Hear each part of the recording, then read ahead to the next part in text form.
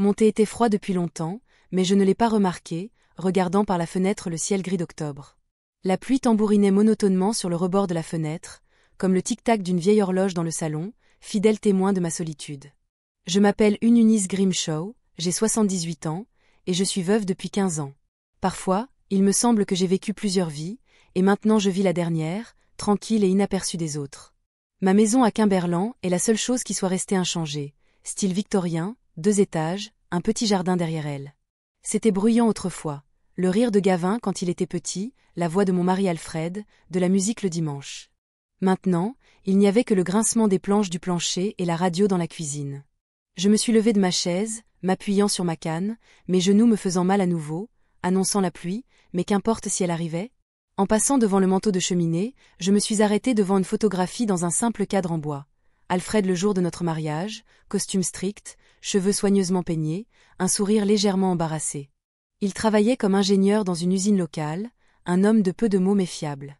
Il aimait le prouver, pas avec des mots mais avec des actes, et en effet il a toujours fait, réparant, construisant, fournissant. Que dirais-tu, Alfred ? Ai-je murmuré, touchant le verre poussiéreux. Que dirais-tu de notre fils maintenant ? Gavin est né 2 ans après notre mariage. Nous l'adorions, le choyions, mais nous ne l'avons pas gâté, du moins c'est ce que je pensais. Il a bien réussi à l'école, était poli, rêvait de devenir ingénieur comme son père. Tout cela a changé quand Alfred est tombé malade.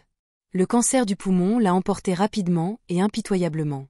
Gavin avait 37 ans à l'époque, travaillant déjà pour une compagnie d'assurance, marié à Laura. Je pensais que le chagrin nous rapprocherait, mais le contraire s'est produit. Aux funérailles, Gavin était distant.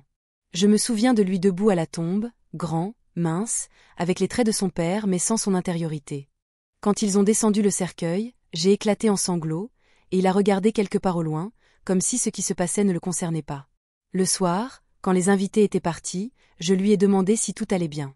Il a répondu, « Maman, j'ai 40 ans, je ne suis pas un enfant, tu ne peux pas t'accrocher au passé. » Je ne réalisais pas alors que c'était le début de la fin de notre intimité, de notre compréhension. 3 ans plus tard, Gavin a divorcé de Laura. Elle était une femme douce, un peu naïve, véritablement amoureuse de lui. Pourquoi ils se sont séparés, je ne l'ai pas pleinement compris. Gavin a seulement dit qu'ils avaient dépassé leur relation. Ils se sont retrouvés avec un fils, Case, qui avait 10 ans à l'époque. La garde était partagée, mais le garçon passait plus de temps avec sa mère. C'est pendant cette période que j'ai commencé à remarquer un changement chez mon fils.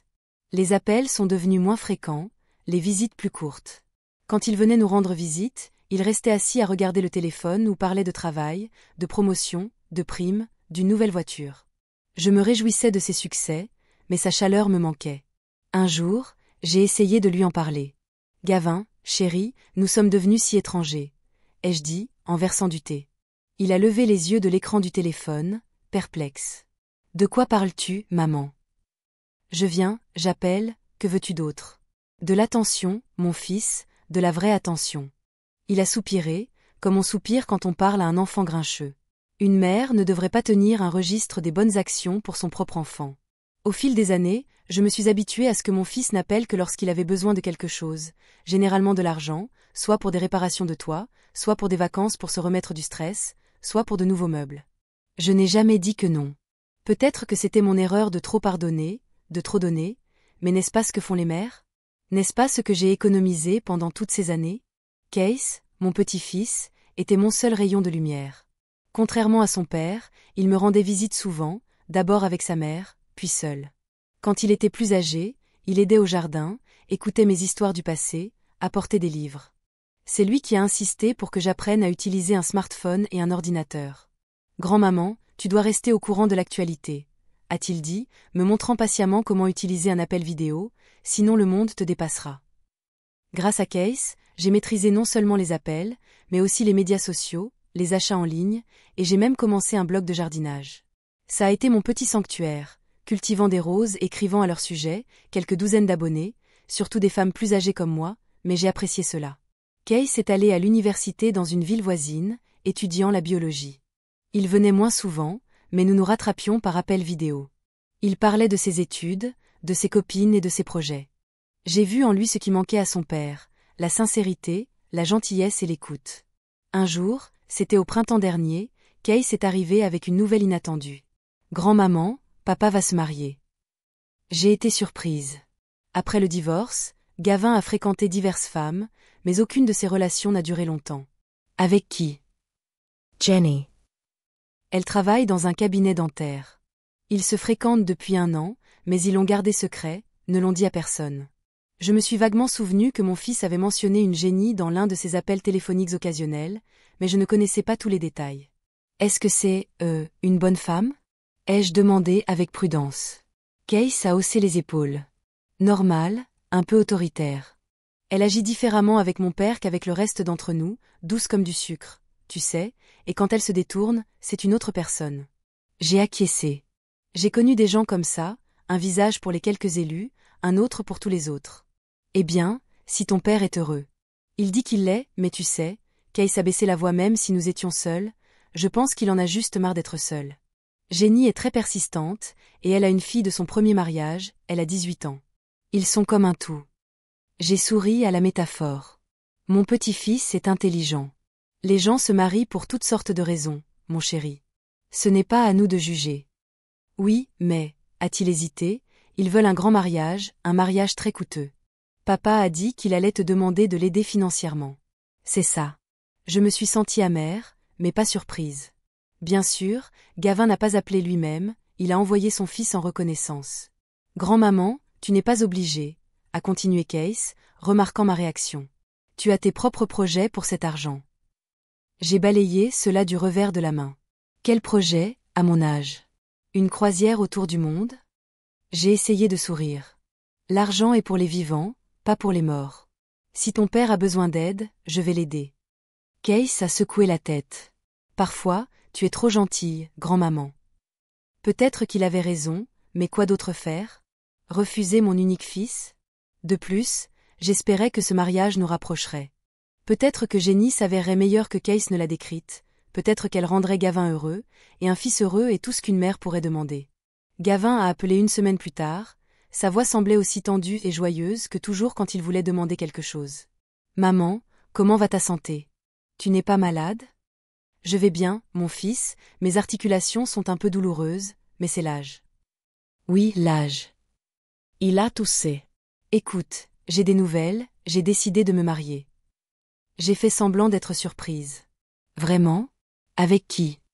Elle s'appelle Jenny, c'est une femme merveilleuse, tu vas l'adorer, intelligente, attentionnée et une excellente hôtesse. Je suis heureuse pour toi, ai-je dit sincèrement. Quand comptes-tu te marier? Il resta silencieux.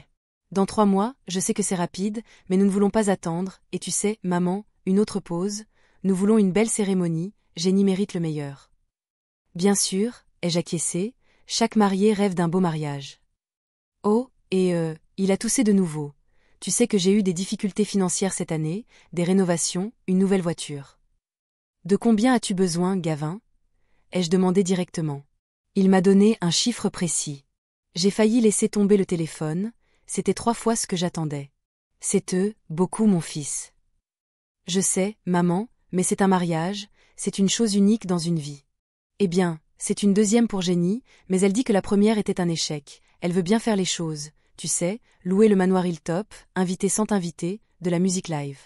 Le manoir Hilltop est le lieu le plus cher de Quimberland, un vieux manoir donnant sur le lac, incroyablement beau, mais incroyablement cher. Sans t'inviter? Ai-je demandé, surprise. Tu as autant d'amis? Eh bien, pas seulement des amis, des collègues, des connaissances, les parents de Jenny. Il a hésité. Maman, tu vas nous aider, n'est-ce pas? Je te rembourserai. Je le promets. Nous savions tous les deux qu'il ne le ferait pas, tout comme il n'a jamais remboursé l'argent pour la maison, la voiture, les vacances, mais j'ai dit oui parce que c'est mon fils, parce que j'espère que ce mariage ferait une différence, parce que pouvais-je faire d'autre? D'accord, Gavin, je vais aider. Merci, maman, il avait l'air sincèrement soulagé. Tu es la meilleure, Jenny sera si heureuse. Après cette conversation, il appelait plus souvent, chaque semaine, parfois 2 fois, parlant des préparatifs, de Jenny, de sa fille Abby. J'avais l'impression que nous nous rapprochions à nouveau, j'en étais heureuse, bien qu'au fond de moi je savais qu'il ne s'intéressait qu'à l'argent. 1 mois plus tard, Gavin est arrivé avec Jenny, elle s'est avérée être une jolie femme avec des cheveux blond teints, un maquillage éclatant et une manucure flashy, elle souriait beaucoup, mais ses yeux restaient froids. Elle a regardé autour de la maison, ses yeux s'attardant sur l'horloge ancienne et le service à thé en argent, un héritage de ma mère. Quelle belle chose, dit-elle, elles doivent coûter cher. Pour moi, oui, ai-je répondu, elles appartenaient à ma mère, les antiquités sont chères. Ah bon, dit-elle avec désinvolture.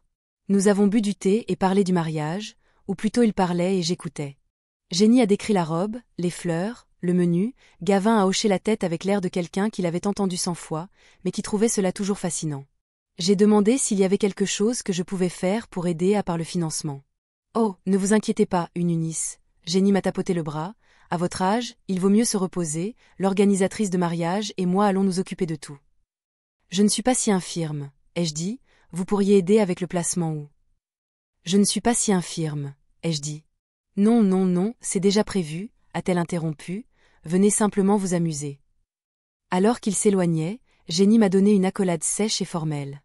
Nous sommes si heureux que vous soyez à notre mariage, Eunice, cela signifie beaucoup pour Gavin. Quelque chose dans son ton m'a rendue méfiante, comme si elle me rendait service en me laissant assister au mariage de son propre fils, un mariage que je payais.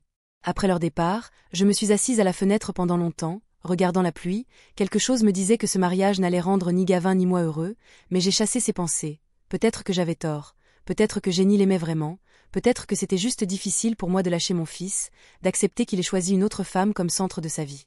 Case a appelé ce soir-là, comment s'est passée la rencontre avec votre future belle-fille ? A-t-il demandé avec une légère ironie. C'était bien, je ne voulais pas monter mon petit-fils contre son père, elle est énergique. Keith Surrey. C'est un euphémisme, grand-mère, fais attention, Jenny sait comment charmer quand elle veut quelque chose. Je n'ai rien à lui donner à part de l'argent pour le mariage, ai-je dit, et je le lui ai déjà promis. Ce n'est pas seulement de l'argent, la voix de Case est devenue sérieuse. Elle veut tout contrôler autour de papa, y compris toi. Je suis difficile à contrôler, ai-je souri, je suis trop vieille pour ça. J'espère bien, Case a soupiré, ne les laisse pas t'utiliser, d'accord ? J'ai promis, mais j'ai réalisé même alors que quelque chose avait commencé, quelque chose que je ne pouvais pas arrêter, comme une boule de neige dévalant une montagne, gagnant en vitesse et en masse, et je n'étais qu'une observatrice, impuissante à changer la trajectoire.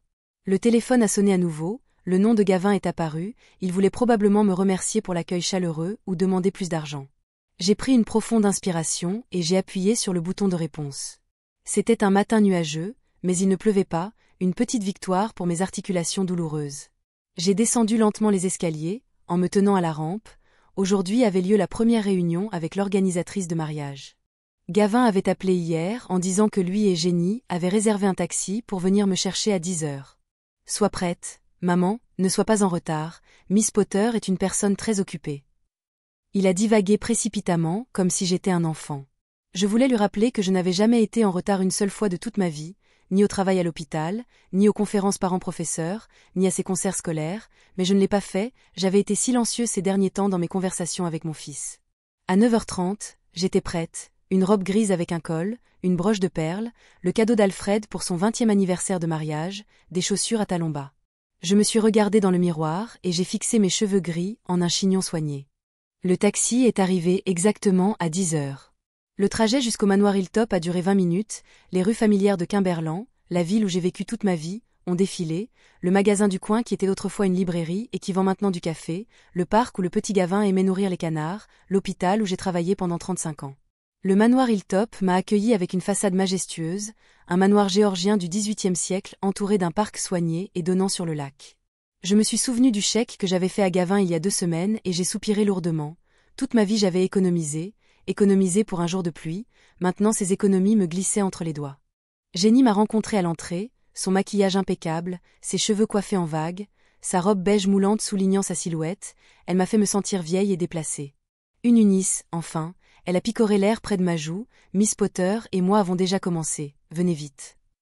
Je voulais dire que j'étais arrivée exactement à l'heure, mais encore une fois je suis restée silencieuse, je n'aurais pas dû commencer la journée par des chamailleries. Gavin et une femme dans la quarantaine dans un tailleur austère, probablement Miss Potter, nous attendaient dans le hall spacieux avec son sol en marbre et ses lustres en cristal. Mon fils avait l'air tendu comme lors d'une réunion importante, il m'a donné une brève accolade et m'a présenté à l'organisatrice. Maman, voici Veronica Potter, la meilleure coordinatrice de mariage du comté, Veronica, voici ma mère, une Eunice Grimshaw. Miss Potter a expliqué le concept. un mariage élégant et moderne avec quelques éléments traditionnels, une cérémonie sur la terrasse donnant sur le lac, suivie de cocktails dans le jardin et d'un dîner dans le hall principal, le schéma de couleurs, lavande, argent et blanc. Alfred, mon défunt mari, aimait toujours les roses blanches, ai-je remarqué à propos des fleurs. Jenny m'a jeté un regard étrange. Nous n'avons pas encore approuvé les roses, une Eunice, c'est juste une suggestion, personnellement, je penche pour les pivoines. Nous sommes sortis sur une grande terrasse avec des colonnes blanches, la vue était à couper le souffle, une pelouse soignée descendait jusqu'au lac avec une légère brume au-dessus. C'est là que nous installerons l'arche pour la cérémonie. Miss Potter a pointé le centre de la terrasse. Les chaises pour les invités seront disposées en demi-cercle, après l'échange des vœux, les jeunes mariés descendront ces escaliers jusqu'au jardin où les cocktails seront servis. Et s'il pleut ? Ai-je demandé, le temps ici est imprévisible. Jenny a levé les yeux au ciel, mais Miss Potter a patiemment répondu, nous avons un plan de secours en cas de mauvais temps, la cérémonie aura lieu dans le salon de musique. Dans le hall principal où le dîner était prévu, Miss Potter a déplié le plan de table devant nous, nous proposons 10 tables rondes de 10, plus une table d'honneur pour les jeunes mariés et la famille immédiate. Qui s'assiera à la table d'honneur ? Ai-je demandé. Gavin, moi, ma fille Abby, mes parents, mon frère et sa femme, et 2 de nos amis les plus proches, a répondu Jenny sans me regarder. Et moi donc ? Ai-je demandé avec surprise. Il y a eu un silence maladroit. Maman, il n'y a que 10 places à la table d'honneur, a finalement dit Gavin. Nous pensions que tu serais plus à l'aise à la table avec tes amis. Quels amis ? J'étais confuse. Vous avez invité quelqu'un que je connais ? Jenny et Gavin se sont regardés. Eh bien, nous pensions que tu nous dirais qui inviter, dit mon fils avec incertitude. Je n'ai nommé personne parce que tu n'as rien demandé. Ma voix a tremblé, et je supposais que je serais assise à côté de toi, Gavin, je suis ta mère après tout. Miss Potter a toussé, se sentant clairement mal à l'aise. Je suis sûre que nous pouvons revoir le plan de table, peut-être ajouter une place à la table d'honneur. Non, non. Jenny est intervenue rapidement. Il a déjà été approuvé, la symétrie est importante pour les photos. Une Eunice, tu réalises bien qu'un mariage concerne avant tout le couple, n'est-ce pas ? Je pouvais sentir la couleur inonder mon visage. Bien sûr, le mariage concerne les jeunes mariés, mais est-il normal que la mère du marié s'assoie dans un coin quelque part avec des inconnus ? C'est bon, ai-je dit, en essayant de sourire, je peux m'asseoir où vous voulez. Gavin a expiré avec soulagement et Jenny a souri victorieusement. C'est bien, en parlant d'invités, nous avons fait une liste provisoire, mes parents, mes collègues, mes amis, quelques clients importants de Gavin. Combien de personnes sont sur cette liste ? Ai-je demandé. 115, répondit Gavin, évitant mon regard, mais... Two as dit sent. J'étais stupéfaite, chaque invité supplémentaire est une dépense supplémentaire. Une Eunice, ne sois pas si mesquine, dit Jenny comme pour me repousser, 15 personnes ne feront pas. De différence, d'ailleurs, c'étaient des investisseurs potentiels dans le nouveau projet de Gavin. Quand la conversation s'est tournée vers la sélection des vins, je me suis aventurée, et le champagne Lorraine. C'est d'une grande qualité, mais pas aussi cher que Cristal. Jenny me regarda comme si j'avais suggéré de servir du vinaigre aux invités. Lorraine, vraiment, à mon mariage. Yeah. Le suggérait juste, j'ai haussé les épaules, après tout, c'est une économie considérable. Un Eunice. Jenny baissa la voix, si tu ne peux pas te permettre de payer un mariage convenable, dis-le simplement. L'humiliation piqua plus qu'eux. La colère, je n'ai pas dit que je ne pouvais pas me le permettre, j'ai simplement offert une alternative raisonnable. Maman, s'il te plaît, intervint Gavin, faisons confiance aux professionnels. À midi, nous avions terminé la planification. Et nous sommes allés déjeuner au restaurant. Jenny a immédiatement commandé une bouteille du vin le plus cher du menu, et j'ai compté mentalement combien de gestes de ce genre je pouvais encore me permettre avant que mes économies ne soient épuisées. Au déjeuner, Jenny est devenue plus bavarde. Tu sais, une Eunice, j'ai toujours voulu un vrai mariage, la première fois c'était si modeste. L'hôtel de ville, un dîner pour 20 personnes, mon mari insistait pour économiser de l'argent, mais maintenant. Je peux faire tout ce dont j'ai rêvé. Sur moi, pensais-je, mais je me suis contentée de sourire poliment, et... Paropa. J'ai demandé, l'as-tu déjà choisi ? Oh oui, les yeux de Jenny s'illuminèrent, elle est d'un créateur venant de Londres, ivoire brodé de cristaux avec une traîne de 3 mètres, ça a l'air impressionnant. Et toi ? Gavin, un costume sur mesure aussi ? Mon fils était embarrassé. Eh bien, nous y pensons, il y a un. Taillé à Londres, bien sûr, le costume sera fait sur mesure, on ne peut pas se présenter dans un magasin. Avec un costume, c'est Bouge, Jenny l'a interrompu alors que la voiture s'arrêtait devant ma maison. Jenny a dit, au fait, une Eunice, à propos de ta tenue, qu'est-ce que tu comptes porter? J'ai une robe bleue, je l'ai portée au mariage d'une amie l'année dernière. Bleu, ça ne correspond pas vraiment à notre palette de couleurs. Tu devras trouver quelque chose qui corresponde, argent ou lavande très clair, et pas si, démodé, sans tes cols et tes broches. J'ai ressenti une pointe de ressentiment, mes cols et mes broches font partie de moi, de mon style. Très bien, je vais y réfléchir. N'y pense pas, mais fais-le, Jenny a souri de son faux sourire, les photos doivent être parfaites. Dans la soirée, j'ai reçu un appel de Case. Salut grand-maman, comment s'est passée la réunion avec l'organisateur? Informative, ai-je répondu. D'une manière évasive. Hilltop Manor est un bel endroit et incroyablement cher, mon père m'a dit. Que vous avez discuté du menu et des places assises, avez-vous aimé leurs idées? C'était luxueux. Grand-maman, je connais ce ton, qu'est-ce qui ne va pas? Pas grand-chose, je me sens juste un peu, en surpoids, je paie pour le mariage mais je n'ai pas mon mot à dire dans les décisions, je suis surprise que mon père le permette. Case avait l'air agacé, il a toujours été doux, mais pas à ce point, Jenny le fait tourner. Comme elle le veut, peut-être qu'il est juste amoureux, ai-je suggéré, les gens perdent souvent la tête par amour, à 52 ans, après un divorce et 20 ans de vie seule. Non, grand-maman, c'est autre chose, Jenny est une femme manipulatrice. Case, mon chéri, ne t'inquiète pas, c'est leur jour, c'est leur décision. Non, grand-maman, ce n'est pas juste, je vais parler à papa. S'il te plaît, ne le fais pas, ai-je dit précipitamment, je ne veux pas causer de problème. Tu ne causes pas de problème, ce sont eux qui sont irrespectueux, tu paies pour toute cette folie et ils te traitent comme une invitée indésirable. Le lendemain est arrivé le devis promis de Miss Potter, le total final était 30% plus élevé que ce qui avait été discuté à l'origine, c'était presque tout ce qu'il me restait après des décennies d'économie, presque. Tout ce que je pouvais laisser à Case en héritage, j'ai pris un stylo et j'ai signé un formulaire de consentement acceptant toutes les dépenses. Peut-être qu'au moins cela me redonnerait une place dans la vie de mon fils. Les 2 semaines suivantes se sont déroulées à un rythme effréné. Jenny appelait presque tous les jours avec de nouvelles idées, des exigences et des plaintes, elle n'aimait pas la nuance des nappes, elle devait changer le menu à cause de certaines allergies d'invités importants, où il y avait un problème avec les musiciens, un jour elle a appelé dans un état particulièrement irrité, une Eunice, as-tu trouvé la bonne tenue? J'ai commandé une robe, grise argentée, comme tu le voulais, grise argentée, nous avons dit lavande, non Jenny, tu as dit argent ou lavande très claire, j'ai choisi argent, mais ce n'est pas approprié, la mère du marié doit porter du lavande et la mère de la mariée doit porter de l'argent, c'est tout le concept, tu ne l'as pas mentionné avant, ai-je fait remarquer, sentant mon irritation monter, la robe est déjà payée, retourne-la, a dit Jenny, et achète celle en lavande, je suis sûre que tu peux trouver quelque chose de convenable dans 2 semaines. J'ai pris une profonde inspiration, comptant jusqu'à 10, Jenny, j'ai déjà dépensé une somme considérable pour cette robe, je ne la retourne pas. Qu'est-ce que tu veux dire par tu ne veux pas? Sa voix s'est élevée, tu veux ruiner la composition? Les photos auront l'air terribles. Je suis sûre que personne ne remarquera ce détail, dis-je calmement. Je le remarquerai. Il y a eu un bruit. Comme si Jenny frappait la table, une Eunice, si tu veux vraiment soutenir Gavin, tu feras ce que je demande.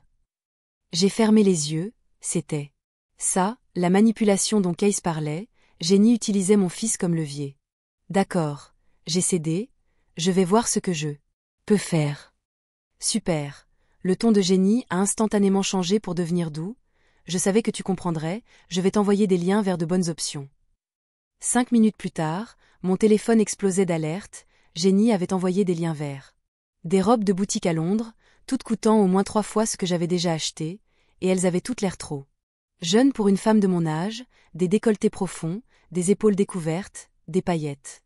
Je ne l'ai pas appelé tout de suite, au lieu de cela, je suis allée au centre commercial de la ville voisine et j'ai passé toute la journée à aller de magasin en magasin. Finalement, j'ai trouvé une robe modeste dans une douce nuance de lavande avec des manches longues et un col montant, elle était élégante, d'un âge approprié et d'une couleur appropriée. J'en ai pris une photo et je l'ai envoyée à Jenny, la réponse est revenue dans 1 minute, on dirait les vêtements funéraires d'une religieuse âgée, tu ne peux pas trouver quelque chose d'élégant. Je ai regardé l'écran du téléphone, sentant mes joues brûler d'humiliation, la vendeuse debout à côté de moi a jeté un regard compatissant. Apparemment mon visage exprimait tout ce que je ressentais. « Vous avez du mal à choisir, madame » a-t-elle demandé poliment. « On peut dire ça, » ai-je soupiré, « ma future belle-fille pense que je devrais ressembler à une jeune femme de 20 ans à son mariage. » La vendeuse a souri avec compréhension. « J'ai quelque chose qui pourrait convenir, c'est de la nouvelle collection, pas encore exposée. » Elle a sorti une robe de couleur lavande avec des garnitures argentées. Elle était élégante avec des manches 3/4 et un col modéré, mais pas démodé. Elle était juste en dessous du genou, en mousseline légère, rien d'extravagant. « C'est magnifique, » ai-je dit. « Sincèrement, puis-je l'essayer ?» La robe allait parfaitement, j'ai pris une photo dans la cabine d'essayage et je l'ai envoyée à Jenny avec un message rapide. « Qu'en penses-tu » Il a fallu un certain temps pour obtenir une réponse, finalement le téléphone a émis un bip, ça fera l'affaire, mais les accessoires doivent être argentés, pas de perles ni de broches démodées. J'ai montré le message à la vendeuse, elle a levé les yeux au ciel. « Votre belle-sœur a l'air d'être un vrai trésor », a-t-elle dit ironiquement. « Elle est énergique », ai-je répondu diplomatiquement. « Nous avons de superbes accessoires argentés. » Elle a pointé du doigt une vitrine. « Je peux trouver quelque chose qui corresponde à votre robe. » Au final, j'ai acheté à la fois la robe et un ensemble de bijoux en argent, un collier et des boucles d'oreilles modestes avec de petites améthystes. Ils s'harmonisent avec la teinte lavande de la robe et ont l'air assez modernes pour satisfaire Jenny. Dans la soirée, Gavin a appelé, sa voix semblait tendue. « Maman, as-tu parlé à Jenny aujourd'hui ?» « Oui, à propos de la robe, » ai-je répondu, « c'est déjà décidé, j'ai acheté quelque chose qu'elle aimait. » « Bien, il a expiré avec soulagement. Elle paniquait à ce sujet toute la journée. Tu sais que le mariage est dans 3 semaines, les nerfs de tout le monde sont à vif. « Je comprends, » ai-je dit doucement. « Écoute, maman, » il était silencieux, « je sais que Jenny peut-être, exigeante, mais elle a juste sa propre vision, elle veut que tout soit parfait. » Bien sûr, ai-je acquiescé, et aussi, il a hésité. À nouveau, nous pensions que tu ne devrais peut-être pas venir à la répétition la veille au soir, ce serait très mouvementé. C'est difficile pour toi avec tes genoux de rester debout pendant de longues périodes, viens directement à la cérémonie, d'accord ? J'ai senti mon cœur se serrer, j'étais exclue d'une autre partie du mariage. Quoi que tu dises, Gavin, ma voix était stable, bien qu'à l'intérieur je bouillonnais de ressentiment. Merci, maman, tu es la meilleure. Il était évidemment content que la conversation se soit déroulée sans conflit. Je vais t'envoyer un taxi le jour du mariage. Après l'appel, je me suis assise sur la chaise pendant un long moment, regardant par la fenêtre. Il faisait de plus en plus sombre dehors et mon reflet dans la vitre est devenu de plus en plus distinct, une femme aux cheveux gris avec des yeux fatigués. Quand suis-je devenue quelqu'un dont mon propre fils a honte ? Une semaine avant le mariage, Jenny a organisé un enterrement de vie de jeune fille. Je n'étais pas invitée, bien sûr, je l'ai découvert par hasard quand j'ai appelé Gavin et il a dit qu'il était occupé avec des amis au pub. Parce que les filles avaient pris la maison pour leur fête. Je me suis sentie particulièrement seule ce soir-là, et j'ai composé le numéro de Case. « Grand-maman » a-t-il crié, j'allais justement t'appeler, comment vas-tu ? Bien. J'ai essayé de sourire, mais il ne pouvait pas le voir. Comment va l'école ? Ça va, écoute. Je me demandais si tu venais à la répétition du mariage ? Non, ai-je répondu. Gavin a dit que ce serait mouvementé et que je ferais mieux de venir directement à la cérémonie. Il y a eu une pause. Oh, la voix de Case est devenue froide, et tu as dit oui ?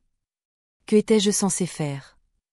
Lui dire que vous êtes la mère du marié et que vous avez le droit d'assister à la répétition du mariage que vous payez, s'exclama Case. Grand-mère, ils ne font que vous utiliser, ils veulent votre argent mais ils ne veulent pas de vous.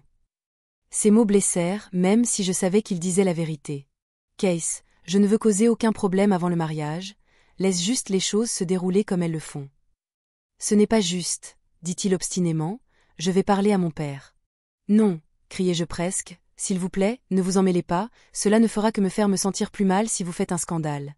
Il accepta à contre-cœur, mais je pouvais sentir son ressentiment par le téléphone. La nuit avant le mariage, je n'ai presque pas dormi du tout, mes pensées tournaient autour de demain. Comment serais-je accueillie, où serais-je assise ? Devrais-je passer toute la soirée en compagnie d'inconnus ? Gavin remarquerait-il ma présence sauf sur les photos officielles ? J'ai pris beaucoup de temps pour me préparer le matin, coiffant soigneusement mes cheveux et appliquant un maquillage léger, j'ai mis une nouvelle robe lavande, des bijoux en argent, je me suis regardée dans le miroir et j'ai été surprise de constater que j'avais l'air bien, vraiment élégante, digne. À l'heure convenue, le taxi s'est arrêté, j'ai vérifié une dernière fois le cadeau de lune de miel, une enveloppe avec un chèque d'une somme importante attachée avec un ruban argenté, puis j'ai quitté la maison. Le trajet jusqu'à Hilltop Manor a semblé plus court que la dernière fois, ou peut-être étais-je simplement plongée dans mes propres pensées. Quand je suis sortie du taxi, j'ai vu que les invités se rassemblaient déjà sur la terrasse, le temps était magnifique, ensoleillé mais pas chaud, une légère brise agitant les feuilles. Je me suis dirigée vers l'entrée, mon cœur battant, il y avait une journée à venir qui pourrait être le début d'une nouvelle relation avec mon fils et sa femme, ou la confirmation finale que je n'étais rien de plus qu'un distributeur automatique avec des cheveux gris pour eux. Je me suis réveillée au premier rayon du soleil. C'était une journée claire à l'extérieur de ma fenêtre, comme si la nature elle-même avait décidé d'offrir le temps parfait pour le mariage de mon fils. Contre l'avis de Gavin de ne pas arriver tôt, j'ai décidé d'aller à Hilltop Manor 2 heures avant le début officiel de la cérémonie. Ce n'était pas par entêtement. Je voulais juste aider, être utile, me sentir partie intégrante de ce grand jour. J'ai réservé un taxi pour 9 heures du matin, même si les invités n'étaient pas attendus avant 11 heures. Alors que le chauffeur chargeait mon petit sac à main dans le coffre, j'ai regardé autour de moi ma maison. D'une certaine manière, j'avais l'impression de partir pour longtemps, même si j'avais prévu de rentrer dans la soirée. Un étrange pressentiment me serra le cœur, mais je l'ai balayé. C'est une belle journée pour un mariage, remarqua le chauffeur alors que nous nous engagions sur la route. Oui, le temps est magnifique, ai-je convenu, lissant les plis de ma robe lavande. Êtes-vous la mère de la mariée? Du marié, ai-je corrigé. Oh, vous devez être très excitée. Les fils, ils sont spéciaux pour les mères. J'ai juste hoché la tête, ne voulant pas entrer dans les complexités de notre relation. Au lieu de cela, j'ai regardé par la fenêtre le paysage du Quimberland, me demandant comment la vie de Gavin changerait après aujourd'hui. Serait-il plus heureux? Trouverait-il une véritable partenaire en génie? Et serais-je capable de trouver ma place dans leur nouvelle famille? Hilltop Manor était déjà en pleine effervescence avec les préparatifs lorsque nous nous sommes arrêtés.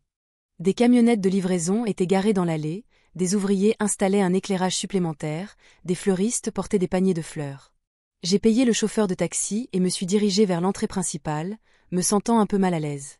Peut-être que Gavin avait raison, et peut-être que je n'aurais pas dû arriver si tôt que ça. Dans le hall, je suis tombée sur Mademoiselle Potter, qui avait l'air à la fois calme et un peu anxieuse. Quand elle m'a vue, elle a haussé les sourcils de surprise. « Madame Grimshaw, vous êtes très en avance, la cérémonie n'est pas avant 11h30. » Je sais, ai-je souri. J'ai pensé que je pourrais peut-être aider, c'est tout de même le mariage de mon fils. Mademoiselle Potter jeta un coup d'œil à sa montre. C'est très gentil de votre part, mais nous avons tout en main. Les invités commenceront à arriver dans 2 heures. Peut-être aimeriez-vous vous reposer dans la bibliothèque? C'est calme maintenant, et il y a une belle vue sur le jardin. J'ai réalisé qu'on me congédiait poliment, mais j'ai décidé de ne pas céder si facilement. Où est Gavin? J'aimerais le féliciter avant la cérémonie. Grimshaw se prépare dans l'aile, mais il a demandé à ne pas être dérangé avant l'événement. Mademoiselle Potter parla doucement mais fermement, l'excitation d'avant le mariage, vous comprenez. J'ai hoché la tête, bien que je me sois senti mal à l'intérieur. Mon propre fils ne voulait pas me voir avant le moment le plus important de sa vie. Étais-je vraiment un tel fardeau pour lui et Jenny? Ai-je demandé, connaissant déjà la réponse. Mademoiselle Malcolm et ses amies sont dans l'aile ouest. Elles terminent leur maquillage et leurs cheveux, compagnie strictement féminine, Mademoiselle Potter sourit professionnellement. Pourquoi ne prendriez-vous pas une tasse de thé à la bibliothèque? J'enverrai quelqu'un quand le moment sera venu de prendre place. Cédant, je me suis laissé escorter dans la bibliothèque, une pièce élégante avec des bibliothèques jusqu'au plafond et des fauteuils confortables près de la fenêtre. Dès que la porte s'est refermée derrière Miss Potter, je me suis sentie piégée, isolée des vacances que j'avais payées moi-même. 20 minutes plus tard, une jeune serveuse s'est arrêtée avec du thé et des biscuits. Je l'ai remerciée et j'ai demandé comment les préparatifs se passaient. Très orageux, madame, répondit-elle. La mariée a déjà changé 2 fois la disposition des fleurs dans le hall principal, et il semble y avoir un problème avec le gâteau, la mauvaise nuance de glaçage. Vraiment? Je n'ai pas pu dissimuler ma surprise. Le chef pâtissier est l'un des plus chers. Oui, madame, mais Miss Malcolm est très précise dans ses souhaits, la fille choisissait visiblement ses mots, elle veut que tout soit parfait. Après le départ de la serveuse, je suis allée à la fenêtre. Elle donnait sur la terrasse, où l'arche pour la cérémonie était presque achevée. Des chaises blanches étaient disposées en rangées ordonnées, avec une allée parsemée de pétales entre elles. Tout avait l'air impeccable, et tout cela sans mon intervention. J'ai décidé de ne pas rester assise dans la bibliothèque avant l'arrivée des invités. Après tout, j'avais payé pour ce mariage, et j'avais le droit de voir comment les préparatifs se déroulaient. Sortant dans le couloir, je me suis dirigée vers le hall principal où le dîner devait avoir lieu. Le hall avait été transformé depuis ma dernière visite. Les tables étaient recouvertes de nappes blanches comme neige, dressées avec de l'argenterie et du cristal, décorées d'arrangements de lavande et de fleurs blanches.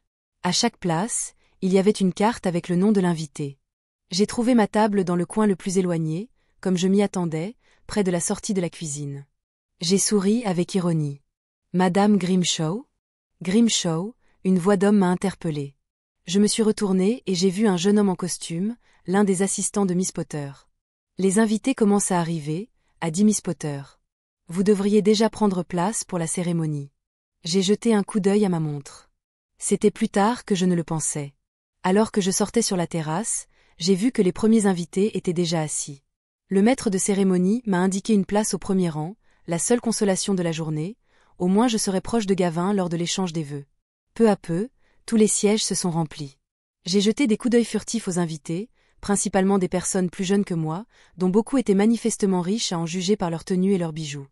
J'ai reconnu les parents de Jenny à leur ressemblance familiale, la même posture assurée, les mêmes regards d'évaluation.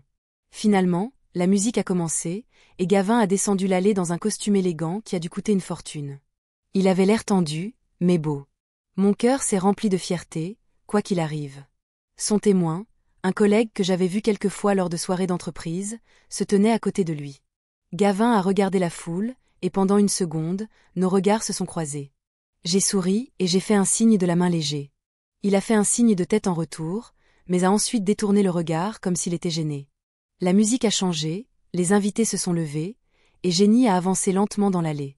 Je devais reconnaître qu'elle était magnifique. Sa robe ivoire, brodée de cristaux, était parfaitement ajustée, la traîne traînant derrière elle comme un ruisseau étincelant. Son visage rayonnait de triomphe. Elle avait obtenu tout ce qu'elle voulait. La cérémonie était impeccable, l'échange des vœux, l'échange des alliances, le premier baiser en tant que mari et femme, tout exactement comme prévu. J'ai essuyé furtivement une larme alors que Gavin récitait ses vœux. Malgré les difficultés, j'étais heureuse pour lui, ou du moins je voulais l'être. Après la cérémonie, les invités se sont dirigés vers le jardin pour un cocktail. Je suis restée un peu à l'écart, regardant Gavin et Jenny accepter les félicitations. Quelques personnes sont venues vers moi, se sont présentées, ont engagé une petite conversation polie, puis se sont éloignées. Je me sentais comme une étrangère à cette célébration de la vie. Soudain, quelqu'un m'a appelée. Quand je me suis retournée, j'ai vu Case se précipiter vers moi à travers la foule. Mon petit-fils avait l'air si grandi dans un costume austère, ses cheveux lissés en arrière. Grand-maman, il m'a serré fort dans ses bras, enfin je vous ai trouvé, comment allez-vous? Je vais bien. Chérie, je me suis blottie contre lui un instant. Tu es très beau aujourd'hui, et tu as l'air magnifique. Il s'est écarté, me regardant de haut en bas. Cette robe vous va vraiment bien. Merci, ai-je répondu en souriant. Jenny l'a choisie. Keith Surrey. Bien sûr, elle l'a fait. Écoutez, vous a-t-on déjà présenté ses proches? Ils sont assis dans un groupe à part près de la fontaine, comme des membres de la royauté. Non, j'ai secoué la tête, mais je ne m'attendais pas à ce qu'ils le fassent. Les jeunes mariés ont beaucoup de choses en tête aujourd'hui. A Cups. Keith Renafla. Tout ce que Jenny fait, c'est poser pour des photos et accepter des compliments. Elle aurait pu prendre une minute pour vous présenter à sa famille. Case, je lui ai lancé un regard avertisseur, ne faisons pas ça. C'est leur jour de mariage, nous ne voulons pas l'éclipser. Il hocha la tête, mais je voyais qu'il se retenait à peine. Très bien, grand-maman, mais je vais rester avec vous. Je ne veux pas que vous restiez assise seule. Chérie, tu as ta propre compagnie. J'ai fait un signe de tête vers un groupe de jeunes hommes, clairement les amis de Case. Va t'amuser, je vais bien. Il accepta à contre-cœur, mais avant de partir, il murmura, si tu as besoin de quoi que ce soit, appelle-moi tout de suite. Laissée seule, j'ai décidé d'aller me promener dans le jardin. Tout était décoré avec un goût impeccable. Fontaine, composition florale, lumière prête à briller dans la soirée. Le coup de toute cette splendeur me fit frissonner intérieurement, mais je me suis rappelé que je l'avais fait pour Gavin. La séance photo des jeunes mariés a semblé durer une éternité. Le photographe les commandait comme un général en parade, les forçant à prendre diverses poses devant le décor pittoresque du domaine. J'ai regardé de loin, hésitant à m'approcher. À un moment donné, ils ont commencé à prendre des photos de groupe avec des proches. Je n'y ai pas été invitée. J'ai vu Jenny embrasser ses parents, Gavin serrant la main de son père. Mon fils était entouré d'une nouvelle famille, sans place pour moi. Finalement, le gong a sonné, invitant les convives à dîner. J'ai trouvé ma table dans le coin le plus éloigné de la salle. Il y avait quelques invités plus âgés assis à cette table. J'ai pensé qu'ils étaient des parents éloignés de Jenny, à qui on n'avait pas non plus donné de place à la table principale. Nous nous sommes présentés poliment, avons échangé quelques phrases sur le temps et la beauté de la cérémonie. Le dîner était exquis, les vins chers, le service impeccable, mais j'ai à peine remarqué le goût des plats. Toute mon attention était sur la table principale, où Gavin et Jenny étaient assis entourés de leurs proches, riant et bavardant comme de vieux amis. Pas une seule fois pendant tout le dîner, mon fils n'a jeté un coup d'œil dans ma direction. Après le dessert, les toasts ont commencé. Le père de Jenny, un homme corpulent avec une voix forte, a pris la parole en premier. Il a parlé de la fille merveilleuse, qu'était sa fille et de la chance qu'il avait d'avoir un gendre. Puis le garçon d'honneur s'est avancé avec des histoires sur Gavin. Tout le monde a été mentionné. Les parents de Jenny, sa fille issue de son premier mariage, même le chien qui vivait avec eux. Pas un mot sur moi. Quand la partie formelle fut terminée et que les invités se dispersèrent, j'ai ressenti un besoin pressant de prendre l'air. Je me sentais étourdi par le vin que j'avais bu et l'amertume de réaliser que j'étais inutile. Je suis sorti sur la terrasse où la cérémonie avait eu lieu quelques heures plus tôt. Les chaises avaient été enlevées, mais l'arche de fleurs était toujours là, illuminée d'une douce lumière. J'ai pris une profonde inspiration de l'air frais du soir. Soudain, j'ai eu envie de partir, de rentrer à la maison, d'oublier cette journée comme un mauvais rêve, mais je ne pouvais pas. Je devais attendre la découpe du gâteau, la première danse des mariés. Je devais sourire et prétendre que tout allait bien. Te voilà. La voix aiguë de Jenny venait de derrière moi. Je t'ai cherché partout. Je me suis retournée. Elle se tenait dans l'embrasure de la porte, étincelante et magnifique dans sa robe de mariée, mais l'expression sur son visage ne correspondait pas à l'image d'une mariée heureuse. Ses sourcils se sont froncés, ses lèvres se sont pincées en une fine ligne. « Est-ce que quelque chose ne va pas, Jenny ?» ai-je demandé, en essayant de rester calme. « Qu'est-ce qui ne va pas ?» Elle s'est approchée de moi, titubant sur ses talons hauts.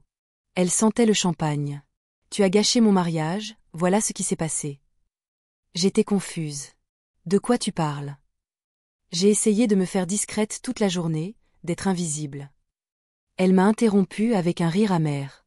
« Tu es arrivée ici 2 heures plus tôt, espionnant les préparatifs, fourrant ton nez partout, et maintenant tu viens ici pour attirer l'attention sur toi quand tout le monde nous cherche pour couper le gâteau. » Jenny, je prenais juste l'air.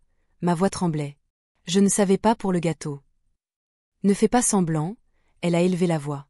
Tu as essayé de gâcher ma journée depuis le début, d'abord en te disputant pour chaque petite chose, puis en te présentant tôt le matin alors qu'on t'avait dit de ne pas le faire, et maintenant tu en fais tout un drame. Je l'ai regardée fixement, stupéfaite. Qu'était-il arrivé à ce doux sourire qu'elle avait adressé à ses invités il y a quelques minutes à peine? Il y avait une femme complètement différente debout devant moi, en colère, agressive, ivre. « Jenny, calme-toi. » J'ai essayé de parler doucement. Je ne voulais rien gâcher, je voulais juste. « Tais-toi » a-t-elle crié si fort que plusieurs des invités sur la terrasse se sont retournés. « Je sais ce que tu fais, tu as toujours fait ça. » Gavin m'a dit comment tu le contrôlais toute sa vie, comment tu l'étouffais avec tes soins. J'ai senti le sang se retirer de mon visage. Mon fils a dit ça. Ce n'est pas vrai, ai-je dit doucement. Je n'ai jamais voulu que le meilleur pour lui. Le meilleur. Jenny renifla avec mépris. Tu voulais qu'il dépende toujours de toi, mais maintenant il m'a moi, et tes manipulations ne fonctionneront plus. À présent, une petite foule s'était rassemblée autour de nous. Je pouvais voir les visages choqués des invités, entendre les chuchotements. L'humiliation était plus vive que la colère. « Jenny, s'il te plaît » j'ai fait un pas vers elle, en tendant la main, « ne faisons pas une scène. C'est ta journée. » « Ne me touche pas. » Elle a reculé comme devant la peste, « Et oui, c'est ma journée, une journée que tu essaies de gâcher avec ta présence. » Gavin est apparu dans l'embrasure de la porte, alarmé par la commotion. « Qu'est-ce qui se passe ?» Il a regardé de moi à Jenny. « Ta mère » s'est exclamée Jenny, pointant un doigt tremblant vers moi. Elle est venue ici exprès pour perturber la découpe du gâteau, afin que tout le monde s'occupe d'elle au lieu de profiter de la fête. « Maman » Gavin s'est tourné vers moi, Ses yeux n'étaient pas compréhensifs mais agacés. Pourquoi es-tu ici? Tout le monde attend. Je prenais juste l'air, ai-je répété, les larmes me montant à la gorge. Je ne savais pas qu'il te cherchait pour le gâteau. Tu vois? Jenny s'est agrippée au bras de Gavin. Elle est dans le déni, une agression passive typique, elle fait toujours ça, tu l'as dit toi-même. J'ai regardé mon fils avec désespoir, m'attendant à ce qu'il réfute ses paroles, qu'il dise qu'il n'avait jamais dit une chose pareille, mais il était silencieux, et ce silence était plus éloquent que tous les mots. Gavin, ma voix était à peine audible, tu penses vraiment ça? Il a détourné les yeux. Maman, ne faisons pas ça maintenant, retourne juste dans le hall, nous oublierons cet incident. Oublier? Jenny a encore élevé la voix. Elle gâche notre journée depuis ce matin. Je ne veux pas qu'elle reste, je ne veux pas la voir derrière notre gâteau, sur nos photos. Gavin m'a regardé impuissant, puis Jenny, puis de nouveau moi. Je pouvais le voir essayer désespérément de trouver une issue à cette situation. Jenny, peut-être que tu pourrais te calmer un peu, a-t-il commencé. Non, elle a tapé du pied comme une enfant capricieuse. Je ne vais pas me calmer, je veux qu'elle parte, maintenant. Tu n'es pas la bienvenue, va-t'en. Elle a littéralement crié les derniers mots à mon visage. Il y a eu un silence. Les invités se sont figés, ne sachant plus où se mettre. J'ai regardé mon fils, m'attendant à ce qu'il me défende, qu'il dise que sa mère ne pouvait pas être une invitée indésirable à son mariage, mais il est resté silencieux, les yeux baissés. Gavin. Ma voix tremblait. Il a levé les yeux, et je n'ai vu aucun amour dans son regard, aucune gratitude, seulement de la lassitude et de la frustration. Peut-être que tu devrais vraiment partir, maman, a-t-il dit doucement, tu as déjà vu la cérémonie, et Jenny est contrariée. J'ai senti quelque chose se briser en moi, le dernier fil qui me reliait à mon fils s'est rompu avec un son presque audible. D'accord. Je me suis redressée, rassemblant les derniers lambeaux de dignité qu'il me restait. Je vais partir, félicitations à vous deux. J'ai marché lentement vers la sortie, sentant les regards insistants des invités choqués. Personne ne m'a arrêté, personne n'a dit un mot, seul Case, apparu dans l'embrasure de la porte, a essayé de s'approcher, mais j'ai secoué la tête. Je ne voulais pas qu'il se dispute avec son père à cause de moi. Au vestiaire, j'ai pris mon sac et mon châle. Le portier m'a hélé un taxi, évitant mon regard. Apparemment, la nouvelle du scandale s'était répandue instantanément. Pendant que j'attendais la voiture, Miss Potter est venue vers moi. Madame Grimshaw, elle avait l'air sincèrement inquiète, je suis tellement désolée pour ça. Peut-être dans la matinée, quand tout le monde se sera calmé. Tout va bien, Miss Potter, ai-je interrompu, certaines choses ne peuvent pas être réparées par des excuses, mais les factures, elle a hésité, la comptabilité finale. Nous en parlerons demain, ai-je souri fatiguée, en ce moment, je voulais juste rentrer chez moi. Le taxi est arrivé 10 minutes plus tard. Alors que je m'éloignais, j'ai jeté un dernier regard aux fenêtres illuminées de Hilltop Manor.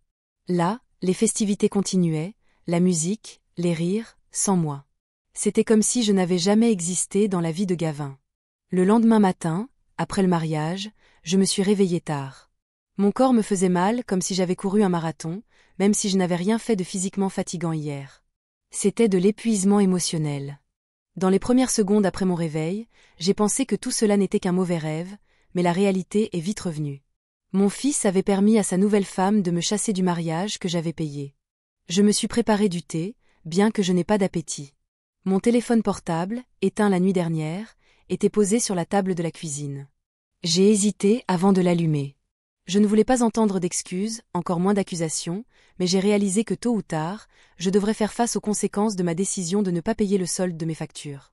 Mon téléphone a vibré, affichant des messages, 12 appels manqués et 8 messages, la plupart de Gavin, quelques-uns de Case, et un d'un numéro inconnu, probablement de Miss Potter. J'ai décidé de lire les messages en premier. « Maman, nous devons parler, appelle-moi dès que tu verras ça », était le premier message de Gavin, envoyé tard hier soir. « Pourquoi ne réponds-tu pas ? C'est urgent », le deuxième de lui 1 heure plus tard. « Grand-maman, est-ce que tu vas bien ? S'il te plaît, réponds », de Case, envoyé vers minuit. Les autres messages de Gavin sont devenus plus insistants et irrités. « Maman, il y a un problème de facturation ici. L'administration dit que tu refuses de payer le solde. Est-ce une sorte de malentendu ? Rappelle-moi immédiatement. Te rends-tu compte de la situation dans laquelle tu nous as mis ? » Le dernier message est arrivé il y a quelques minutes à peine. « En route pour chez toi, j'y serai dans 30 minutes. » J'ai soupiré, Donc Gavin serait bientôt là. Je me demandais avec quel genre de mots il arriverait, excuse ou accusation. Je connaissais déjà la réponse, cependant. Alors que je me nettoyais, me lavant le visage, me brossant les cheveux, mettant ma robe de chambre, un plan se formait dans ma tête.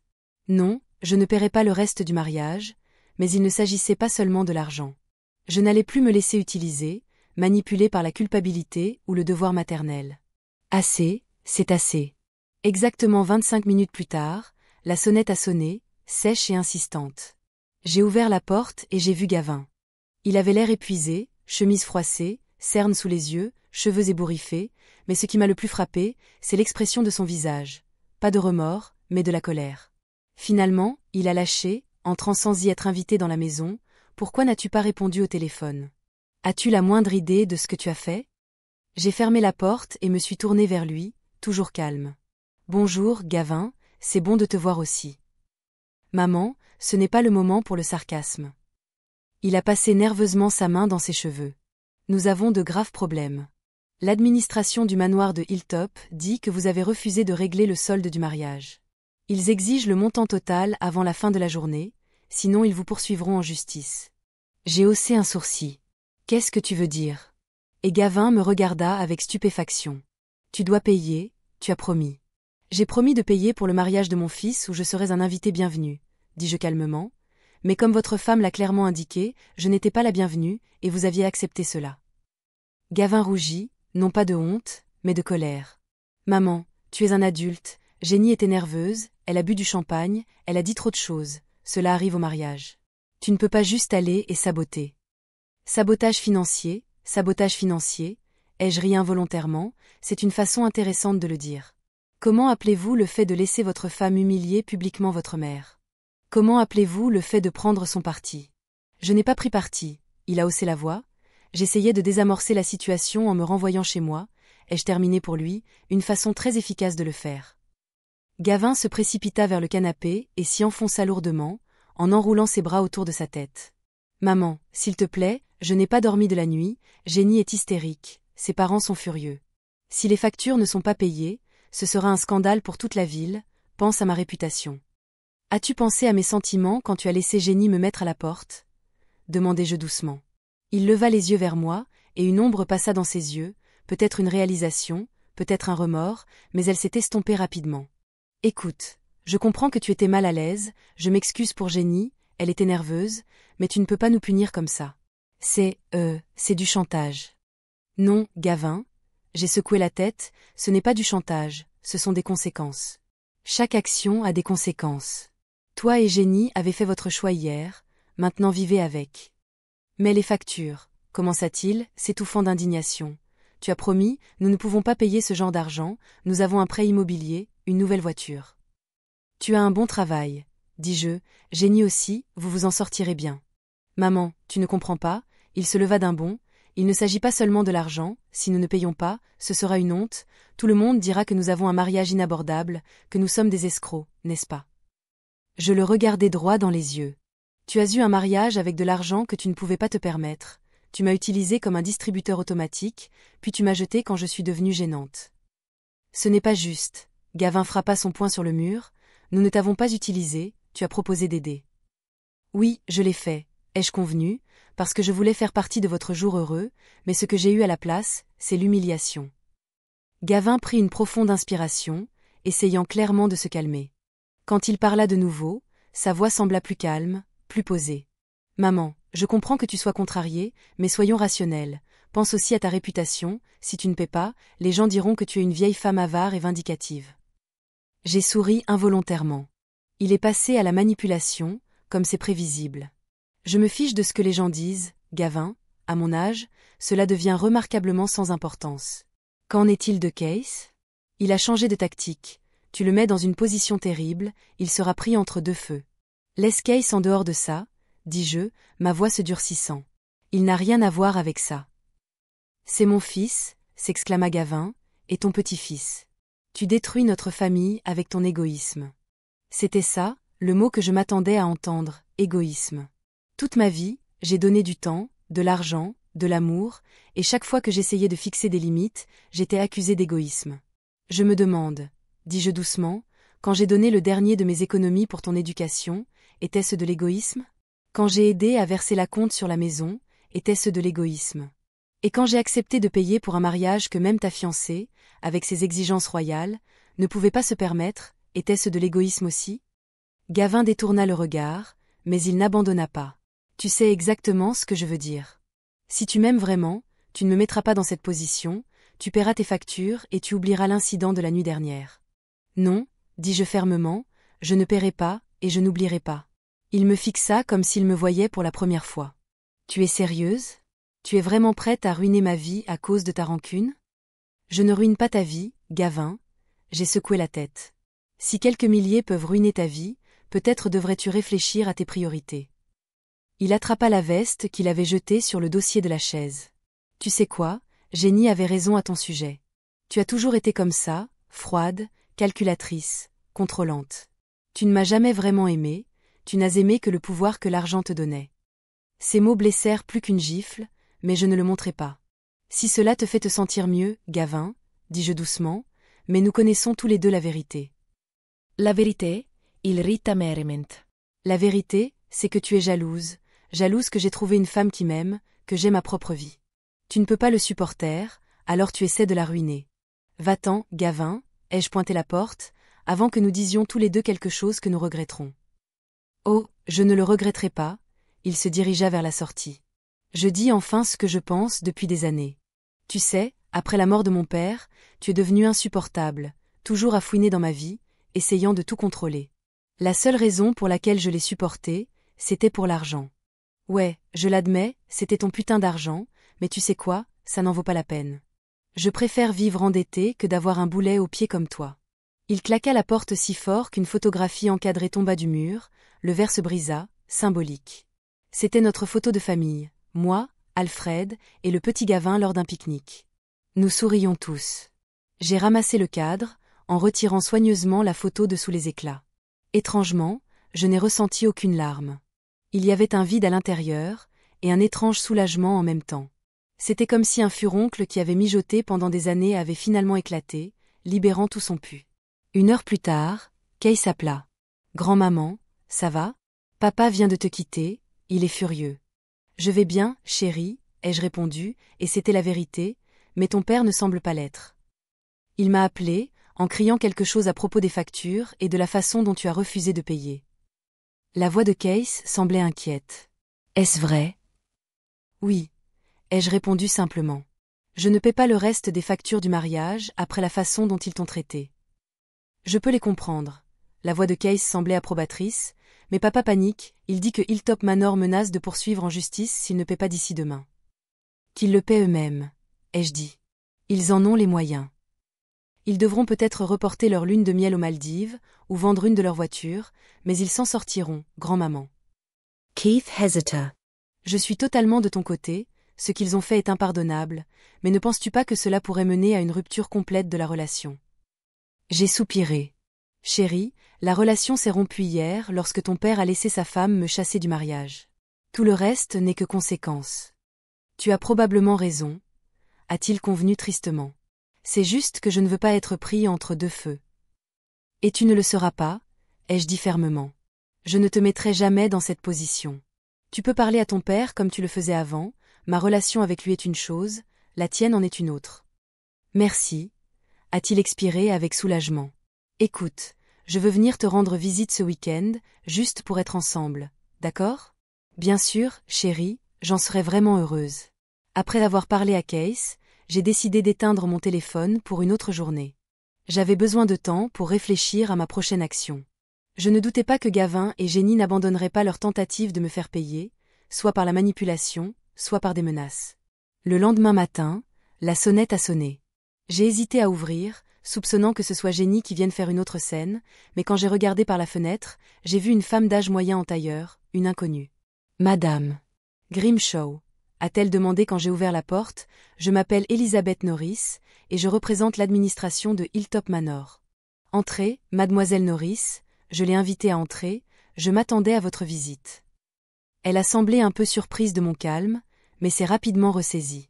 Madame Grimshaw, nous avons un problème avec le paiement du mariage de votre fils. Selon nos dossiers, vous avez accepté de payer tous les coûts, mais hier, vous avez refusé d'effectuer le paiement final.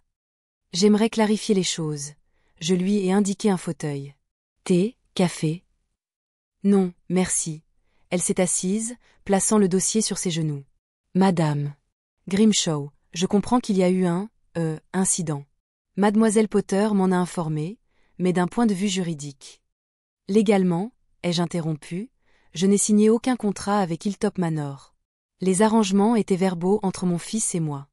J'ai accepté de payer pour le mariage sous certaines conditions, qui n'ont pas été remplies, par conséquent, je ne me sens pas obligée de payer le reste. Mademoiselle Norris fronça les sourcils. Mais vous avez fait un acompte, cela implique. Cela implique seulement que j'ai fait un acompte, ai-je répondu calmement, qui, soit dit en passant, n'est pas remboursable, comme je suis sûr que vous le savez, donc Hilltop Manor n'a subi aucune perte. Le solde est important. Elle a ouvert le dossier et m'a montré la facture. Votre fils et sa femme affirment qu'ils ne peuvent pas le payer. C'est leur problème. J'ai haussé les épaules. Ils ont commandé les services, ils les ont obtenus, ils devraient payer. Madame Grimshaw, Mademoiselle Norris a changé de tactique. Je comprends que vous êtes contrariée, mais pensez à la réputation de votre famille. Si la facture n'est pas payée, nous serons obligés d'aller au tribunal, cela deviendra une affaire publique. Je ne m'en soucie pas, ai-je répondu honnêtement. À mon âge, la réputation est la dernière chose dont il faut se soucier. Elle a soupiré, ne s'attendant clairement pas à un tel refus de la part d'une femme plus âgée. Très bien, madame Grimshaw, je vais transmettre votre position à la direction, mais je dois vous avertir que si la facture n'est pas payée d'ici la fin de la semaine, des poursuites judiciaires suivront. Je comprends, ai-je acquiescé. Bonne chance. Après le départ de mademoiselle Norris, j'ai ressenti une étrange paix. Toute ma vie, j'avais eu peur du conflit, essayant de plaire, d'être bonne, mais maintenant que je n'avais plus rien à perdre, je pouvais enfin me permettre d'être honnête, et c'était, libérateur. Ce soir-là, la sonnette a de nouveau retenti. Cette fois c'était Jenny seule, sans Gavin, elle avait l'air très différente du mariage. Pas de maquillage, des vêtements simples, les yeux rougis par les larmes. Une Eunice, a-t-elle commencé sans saluer, nous devons parler. Entrez. J'ai reculé, la laissant entrer dans la maison. Elle est entrée dans le salon et s'est arrêtée, tripotant nerveusement la bandoulière de son sac. Écoutez, je suis venue m'excuser pour mon comportement au mariage. J'étais nerveuse, j'avais bu trop de champagne. Je n'aurais pas dû dire ces choses, mais vous les avez dites, ai-je dit, sans l'inviter à s'asseoir. Oui, et je le regrette. Elle a baissé les yeux. C'était une chose terrible à faire. Je comprends pourquoi tu es contrariée. Je l'ai observé attentivement, son excuse semblait affectée, peu sincère. Ce n'était pas la même Jenny qui m'avait crié dessus sur la terrasse, ni celle qui avait passé des mois à planifier chaque détail du mariage avec une précision maniaque. C'était l'actrice jouant le rôle de la belle-fille repentante. « Que veux-tu, Jenny » ai-je demandé, brutalement. Elle a cligné des yeux, déconcertée par mon manque de tact. « Oui, je veux me réconcilier, recommencer, pour l'amour de Gavin et pour les factures qui doivent être payées, bien sûr, ai-je ajouté. Son visage a tressailli, le masque du remords glissant un instant, révélant de l'irritation. « Oui, il y a ça » a-t-elle admis, reprenant rapidement le contrôle, mais il ne s'agit pas seulement d'argent, une Eunice, je veux vraiment avoir une bonne relation avec toi. Pourquoi ? Ai-je demandé. Tu as clairement indiqué que je suis une nuisance pour toi, une invitée indésirable, pourquoi voudrais-tu avoir une bonne relation avec moi ? Elle a hésité, visiblement non préparée à une telle question. Tu es la mère de Gavin, une partie de sa vie, ce qui signifie la mienne aussi. Il est intéressant que tu n'y aies pas pensé quand tu m'as expulsée du mariage, ai-je dit, ou quand tu as planifié le plan de table, en m'envoyant à une table avec des inconnus, ou quand tu as exigé que j'achète une nouvelle robe parce que la mienne ne correspondait pas à ta palette de couleurs. J'admets que j'étais trop exigeante. Jenny a pris une mine pitoyable. Les mariages sont une période stressante, je voulais que tout soit parfait. Et maintenant, tu veux que je paie cette perfection, ai-je terminé pour elle. Elle a avalé sa salive, luttant clairement contre l'envie de dire quelque chose de dur. Oui, une Eunice, j'espère que tu paieras les factures comme promis, mais ce n'est pas la seule raison pour laquelle je suis ici, je veux sincèrement réparer notre relation. Non, Jenny, j'ai secoué la tête, tu n'es pas sincère. Tu es venue ici parce que Gavin a échoué dans sa tâche de me faire payer, maintenant c'est ton tour. D'abord le bâton, ensuite la carotte, très prévisible. Son visage a changé à nouveau, le masque agréable tombant complètement. Très bien, a-t-elle dit sèchement, Ne jouons plus à des jeux. Oui, je suis ici pour l'argent parce que ton fils, mon mari, est désespéré. Nous ne pouvons pas payer ce montant. Si nous ne payons pas Manoir Hilltop, ils nous poursuivront et cela ruinera la carrière de Gavin. Est-ce ce que tu veux? Ce que je veux, Jenny, tu ne t'y intéressais pas quand tu m'as expulsé du mariage. Ai-je répondu calmement, pourquoi devrais-je me soucier de ce que tu veux? Parce qu'il ne s'agit pas de moi, s'est-elle exclamée, il s'agit de Gavin, ton fils. Es-tu vraiment prête à ruiner sa vie à cause de ta rancune? Cela a ruiné ma vie aussi, ai-je dit, mais cela ne t'a pas dérangé. Jenny a serré les dents. Tu agis comme un enfant, œil pour œil, vraiment? À ton âge? À quel âge penses-tu qu'il est approprié de laisser les autres s'essuyer les pieds sur toi? Ai-je demandé. 70, 80, ou seulement quand tu seras morte? Tu n'es qu'une vieille femme vindicative, a hurlé Jenny. Gavin avait raison à ton sujet, tu as toujours essayé de le contrôler par l'argent, mais tu sais quoi? Nous pouvons faire ça sans toi. Je vais vendre ma voiture, nous allons contracter un prêt, mais nous allons payer les fichues factures, et puis c'est tout, tu ne nous reverras plus ni Case. Keith? J'ai haussé un sourcil. C'est un homme adulte, tu ne peux pas l'empêcher de me voir.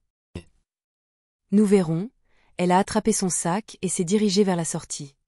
Il ne voudra pas gâcher sa relation avec son père pour le bien d'une vieille femme qui ira bientôt dans sa tombe. Avec ces mots, elle s'est précipitée hors de la maison, claquant la porte. Je me suis lentement enfoncée dans la chaise.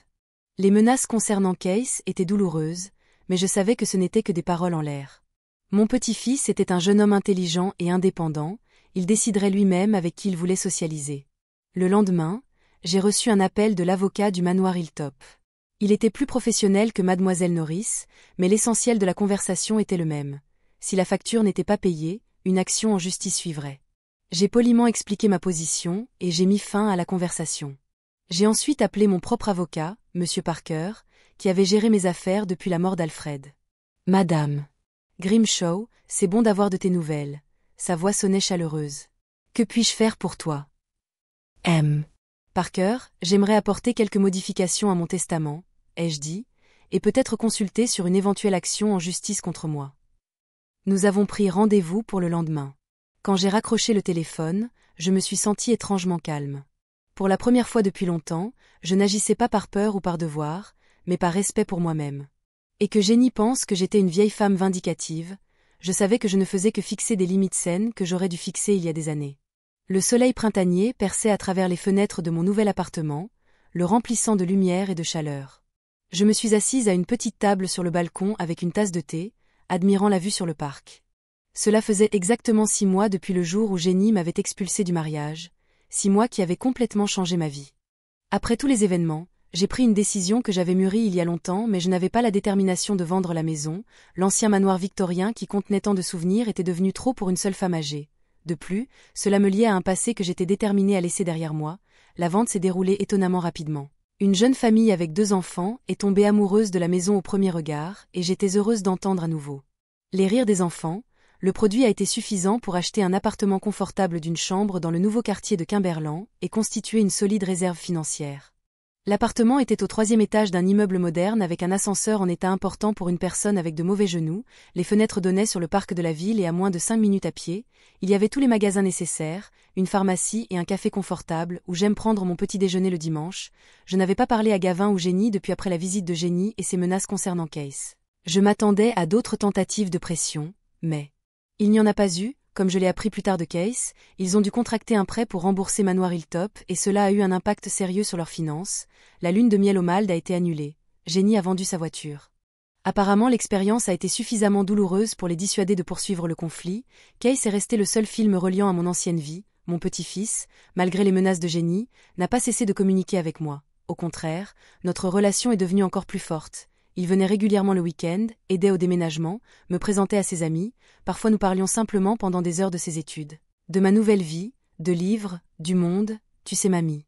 A-t-il dit lors d'une de ses visites, je ne t'ai jamais vu aussi libre, je l'ai regardé avec surprise. Libre, oui, il a hoché la tête en m'aidant à organiser les livres sur les nouvelles étagères, tu étais un peu tendu, comme si tu attendais toujours que quelque chose se passe. Mais maintenant c'est comme si tu avais déployé tes ailes. Ces mots m'ont fait réfléchir. En effet, malgré mon âge et tous les troubles, je me sentais plus légère, plus calme, c'était comme si j'avais perdu le poids lourd que j'avais porté toute ma vie. Une nouvelle vie nécessitait un nouvel environnement, alors je me suis inscrite à un cours d'initiation à l'informatique pour les personnes âgées à la bibliothèque locale. Grâce aux leçons de Case, j'avais déjà des compétences de base, mais je voulais les améliorer. À ma surprise, j'ai rencontré beaucoup de gens intéressants de mon âge avec des histoires et des expériences similaires. Nous nous sommes particulièrement liés avec Doris, une ancienne professeure de littérature, veuve comme moi. Elle vivait à proximité, et bientôt nous avons commencé à nous promener ensemble, à aller au cinéma, et à ce café du dimanche. Elle était facile à vivre, sans prétention ni attente, juste deux femmes partageant des expériences de vie. Vous savez, une Eunice, dit-elle un jour alors que nous étions assises dans le parc à regarder les enfants jouer. J'ai toujours pensé qu'il était trop tard pour commencer quelque chose de nouveau à notre âge, mais vous m'avez fait changer d'avis. J'ai souri en regardant une petite fille essayer de faire voler un cerf-volant. Il n'est jamais trop tard pour commencer quelque chose de nouveau, Doris, la seule question est de savoir si nous en avons le courage. Après avoir suivi un cours d'informatique, j'ai décidé d'aller plus loin et de faire du bénévolat à la même bibliothèque 2 fois par semaine. J'ai aidé d'autres personnes âgées à acquérir des compétences en informatique et sur Internet, cela m'a fait me sentir utile et a donné un sens à mes journées. Voir une femme de 80 ans envoyer un courriel à son petit-fils pour la première fois de sa vie, ou un homme de 75 ans apprendre à utiliser Skype pour communiquer avec ses enfants à l'étranger, était une vraie joie. J'ai aussi repris mon blog de jardinage. Bien que je n'ai plus mon propre jardin, j'ai transformé mon balcon en un véritable jardin de fleurs et j'ai partagé des conseils sur la culture de plantes en conditions urbaines. À ma surprise, le blog est devenu très populaire, le nombre d'abonnés est passé à plusieurs centaines, puis à des milliers. Tu es une vraie star d'Internet, mamie, Harry Case alors qu'il m'aidait à configurer mes comptes de médias sociaux, bientôt tu auras plus de followers que moi. Un jour, alors que j'étais à la bibliothèque pour un autre cours, j'ai remarqué un nouveau visiteur, un homme plus âgé avec une barbe grise soignée et des yeux gentils. Il était assis au dernier rang et écoutait attentivement mes explications sur les principes de l'email. Après le cours, il est venu vers moi. Une Eunice Grimshaw, demanda-t-il avec une légère incertitude, c'est bien vous, n'est-ce pas? Je l'ai regardé attentivement, essayant de me rappeler où je l'avais vu auparavant. Oui, c'est moi, et vous êtes Robert Fleming. Il sourit, nous avons travaillé ensemble à l'hôpital central, j'étais médecin au service de cardiologie, le docteur Fleming. Fleming. Je me suis souvenu de lui maintenant, bien sûr. Vous l'étiez, c'est juste que vous avez changé, plus vieux, vous voulez dire? A-t-il ri. Eh bien, 20 ans, c'est long. Nous avons commencé à parler, il s'est avéré que Robert était veuf depuis 3 ans et avait récemment déménagé à Quimberland pour être plus près de sa fille et de ses petits-enfants. Lui aussi avait décidé d'apprendre l'informatique pour rester au goût du jour. J'avais déjà appris à utiliser le courriel, dit-il, mais les réseaux sociaux sont un peu un mystère pour moi, alors je suis venu à vos cours. Après le cours, il a suggéré de prendre un thé au café en face de la bibliothèque. J'ai accepté, et nous avons passé une heure agréable à nous remémorer de vieux collègues et des expériences à l'hôpital. Vous avez changé, une Eunice, dit-il soudainement, en me regardant attentivement, et ce n'est pas seulement une apparence, vous êtes devenue plus confiante, vous étiez si calme, toujours dans l'ombre. La vie vous apprend beaucoup, ai-je souri, surtout quand on a plus de 70 ans. Je ne dirais pas 70, sourit Robert, mais 65. Vous savez, j'ai toujours pensé que vous étiez une femme attirante, mais à l'époque, nous avions tous les deux des familles et des emplois. Je me suis senti rougir à 78 ans, qui l'aurait cru. Robert, vous me flattez. Pas du tout, il était sérieux. Je dis juste ce que je pense, peut-être devrions-nous dîner ensemble un de ces jours, je connais un bon restaurant italien près d'ici. J'ai dit oui, surprise de ma propre audace, un rendez-vous à mon âge, cela semblait si, inattendu et excitant. Le dîner était une semaine plus tard. Robert était galant, la conversation légère et facile. Nous avons découvert que nous avions beaucoup en commun, un amour de la musique classique, du jardinage et des voyages. À la fin de la soirée, j'ai réalisé que je ne m'étais pas sentie aussi bien en compagnie d'un homme depuis longtemps. Puis-je vous raccompagner chez vous? Demanda Robert alors que nous quittions le restaurant. J'aimerais beaucoup, ai-je répondu. Nous avons marché lentement, mes genoux, son cœur, l'âge faisant des siennes, mais il y avait une beauté dans cette lenteur. Nous avons parlé des étoiles, de l'enfance, des rêves qui s'étaient réalisés ou non. À la porte de ma maison, Robert m'a embrassé légèrement sur la joue. Merci pour cette belle soirée, une Eunice, j'espère que nous recommencerons. Nous le ferons, ai-je souri, ressentant une étrange excitation qui semblait devoir me quitter il y a longtemps. Nos rencontres sont devenues régulières, nous sommes allés au cinéma, au théâtre, à des concerts, parfois nous nous promenions simplement dans le parc ou nous nous asseyions sur mon balcon pour parler de tout et de rien. Robert était attentif, intelligent, un bon causeur avec un grand sens de l'humour. Il n'a pas essayé de précipiter les choses, respectant mes limites. Case était ravi de notre amitié. « Mamie, tu rajeunis à vue d'œil, » dit-il, remarquant la nouvelle coupe de cheveux et la robe que j'avais faite avant notre prochain rendez-vous. Le docteur Fleming est un homme chanceux. Fleming est un homme chanceux. J'ai juste souri en retour.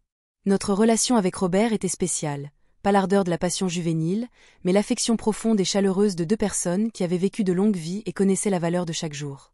Un jour de printemps, exactement 6 mois après le mariage de Gavin, Robert m'a proposé de sortir de la ville. Il avait loué une petite voiture avec une transmission automatique, c'était plus pratique à notre âge. Nous sommes partis tôt le matin alors que la ville se réveillait à peine, la journée promettait d'être chaude et ensoleillée. Robert conduisait avec assurance malgré son âge. Nous avons quitté Quimberland et emprunté une route pittoresque qui menait vers la côte. « Où allons-nous » ai-je demandé, en regardant le paysage par la fenêtre. « Vous verrez » sourit Robert énigmatiquement, « c'est une surprise. » 1 heure plus tard, nous sommes arrivés dans un petit village de pêcheurs, des rues étroites, des maisons blanches avec des volets bleus, l'odeur de la mer dans l'air, tout cela créait une sensation d'un autre monde, loin de l'agitation de la ville. Robert a garé la voiture sur une petite place et m'a aidé à descendre. « Ma sœur vit ici » expliqua-t-il, elle a une petite maison donnant sur la mer, elle voyage en Europe maintenant et elle m'a offert l'usage de la maison quand je le voulais. Nous avons remonté une rue raide jusqu'à une maison blanche sur une colline. La vue depuis la terrasse était époustouflante, la vaste mer scintillait sous le soleil printanier. « C'est magnifique ici » haltai-je, incapable de détourner mon regard de l'horizon où le ciel se fondait avec l'eau. « Je pensais que ça te plairait. » Robert se tenait près de moi, touchant légèrement mon bras. Quand j'étais enfant, nous avions l'habitude de venir ici chaque été avec mes parents, cet endroit m'a toujours donné un sentiment de liberté et de paix. Nous avons passé une merveilleuse journée à marcher le long de la côte, à ramasser des coquillages, à déjeuner dans un petit restaurant qui servait les fruits de mer les plus frais. Robert a raconté des histoires de son enfance, et j'ai partagé des souvenirs de voyage avec Alfred et le petit Gavin, me souvenant de mon fils. Je ne ressentais plus la douleur aiguë que j'avais l'habitude de ressentir, seulement une légère tristesse pour ce qui aurait pu être mais qui ne l'a pas été. J'ai accepté la réalité telle qu'elle était, et cette acceptation m'a apporté une paix intérieure. Le soir, assis sur la terrasse avec un verre de vin léger, nous avons regardé le soleil se coucher lentement dans la mer, colorant le ciel et l'eau de nuances d'or et de violet. Soudain, Robert s'est tourné vers moi, les yeux graves. « Je veux te demander quelque chose. » Mon cœur s'est mis à battre plus vite sans raison. « Oui. » Ma sœur a proposé de s'occuper de la maison pour moi pendant son séjour en Europe. C'est au moins 6 mois. Je pensais que peut-être tu aimerais passer l'été ici avec moi. Je l'ai fixé, essayant de comprendre sa suggestion. Tu veux dire emménager ici ? Pas de façon permanente, s'empressa-t-il de préciser, juste pour l'été. C'est un climat agréable, la mer, l'air frais, tes genoux iront mieux. Je vais apprécier ta compagnie. Je pensais passer l'été au bord de la mer loin de l'agitation de la ville avec un homme qui m'est devenu cher. Au cours de ces mois, il y a 6 mois, je n'aurais pas osé faire un tel pas, mais maintenant. Qu'en est-il de mon appartement ? Qu'en est-il du bénévolat ? Demandai, pragmatio. L'appartement peut être fermé pour l'été, sourit Robert, et pour le bénévolat, tu pourrais faire du conseil en ligne. L'Internet est excellent ici. J'ai regardé la mer, le ciel du coucher de soleil, puis Robert, son visage aimable, ses yeux attentifs, sa barbe grise, et soudain j'ai réalisé que je voulais cela. Je voulais de nouvelles expériences, de nouvelles impressions, de nouveaux sentiments. Oui, dis-je simplement, j'aimerais passer l'été ici. Son sourire était plus éclatant que le soleil couchant. Tu me rends eureux, un unice. Nous avons regardé les derniers rayons du soleil disparaître à l'horizon, et j'ai pensé à la beauté de la vie. À 78 ans, je commençais un nouveau chapitre sans peur, sans regret, avec un cœur ouvert. De retour à Quimberland dans la soirée, j'ai ressenti une étrange tranquillité. C'était comme si toutes les pièces du puzzle se mettaient enfin en place. Je ne savais pas ce que l'avenir me réservait, mais j'étais prête à l'embrasser avec toutes ses joies et ses défis. De retour à la maison, j'avais un message de Case qui m'attendait. Il allait venir pour le week-end. J'ai décidé de lui parler de mes projets pour l'été. Je suis sûre qu'il serait heureux pour moi. En me préparant à aller au lit, je suis allée à la fenêtre. La ville scintillait de lumière, comme le reflet d'un ciel étoilé. Quelque part là-bas, dans l'une des maisons, vivaient mon fils et sa femme. Peut-être qu'un jour nos chemins se croiseraient à nouveau, mais maintenant j'étais reconnaissante au destin d'avoir trouvé la force de me libérer du cercle des relations toxiques, d'avoir trouvé de nouveaux amis, de nouveaux intérêts, de nouveaux sentiments. Se débarrasser des relations toxiques avait ouvert la porte à une vieillesse paisible et digne. Je vivais enfin pour moi-même, pas pour les attentes des autres, et c'était le cadeau le plus précieux que je pouvais m'offrir. Merci, Alfred, murmurai-je en regardant les étoiles. Tu as toujours dit que j'étais plus forte que je ne le pensais. Je l'ai finalement cru. Alors que je m'endormais, je pensais à la mer, à la maison d'été, à Robert, au nouveau chapitre de ma vie qui ne faisait que commencer.